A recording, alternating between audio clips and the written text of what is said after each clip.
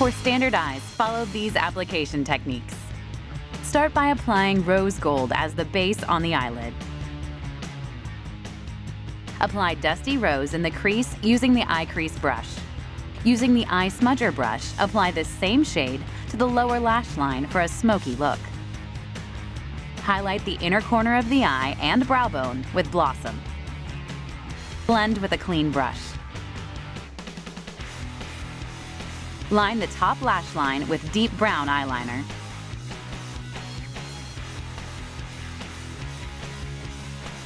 Finish with mascara.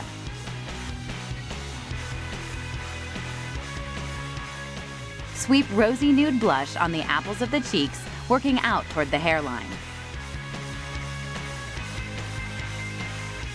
Finish with gel semi-shine lipstick in Rosewood.